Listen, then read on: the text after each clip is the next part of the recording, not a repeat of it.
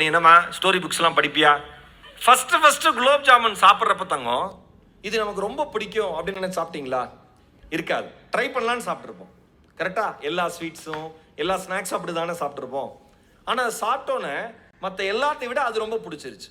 வாசிப்பும் அப்படி தான். நீங்கள் முதல்ல முயற்சி பண்ணணும், ட்ரை பண்ணணும்.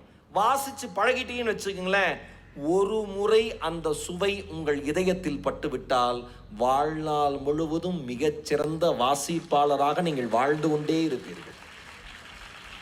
நிறைய படிக்கணும். ஸ்கூல் புக்ஸை தாண்டி நிறைய படிக்கணும். அது ஸ்டூடெண்ட்ஸுக்கும் டீச்சருக்கும்.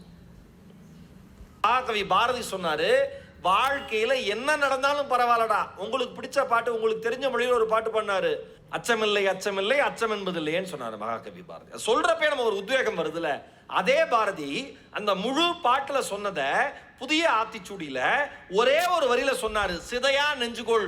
வாழ்க்கையில உன்னை சுத்தி என்ன நடந்தாலும், உனக்கு என்ன நடந்தாலும், உன்கிட்ட இருக்கிறது எல்லாமே காணாம போனாலும், உன்னை காப்பாத்துறவன் சொன்னவங்க காப்பாத்தாம போனாலும், நீ தெரிஞ்சுக்கணும்னு ஆசைப்பட்டதை தெரிஞ்சுக்க முடியாம போனாலும், ஐயோ இனிமேல் வாழலாமா வேண்டாமா அப்படி ஒரு சிக்கலான சூழல் நம்ம வாழ்க்கை இருக்கே, அந்த மாதிரி ஒரு சூழல் வந்தாலும் கவலையே படாத, எல்லாவற்றிலுமிருந்தும் உன்னால் மீண்டு எழுந்து வர முடியும், சிதையா நெஞ்சுகொள் என்று சொன்னவன் தமிழன் மகாகவி பாரதி. ஸ்ட்ராங்கான மைண்ட் வச்சு கிடக்கணும். மற்றவங்க எல்லாம் சொல்ற ஒரு விஷயத்தை நாமளும் பண்ணா மட்டும்தான் அது சரி.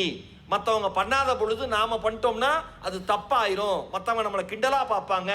இப்போ நான் ஒரு கருத்து சொல்றேன், உங்களுக்கு கைத்தட்டணும்னு தோணுது. இந்த மொத்த அரங்கத்திலையும் உங்கள் ஒருவருக்கு மட்டும்தான் கைத்தட்டணும்னு தோணுதுன்னா, யார் தைரியமாக தான் ரசித்ததை கைத்தட்டுகிறார்களோ அவர்களுக்காக இந்த உலகமும் கைத்தட்ட தயாராக காத்திருக்கிறது. நான் ஒரு நகைச்சுவை சொல்றேன், யாருக்குமே சிரிப்பு வரல. ஒரே ஒருத்தருக்கு ஜோக் சிரிப்பு வந்துருதுன்னு வச்சுக்கலாம், மனசு விட்டு சிரிக்கணும். ஏன்? இந்த உலகத்தில் இந்த வாழ்க்கையை நீங்கள் வாழத்தான் பிறந்தீர்களே தவிர அடுத்தவர்கள் வேடிக்கை பார்ப்பதற்காக ஒருபோதும் பிறக்கவில்லை.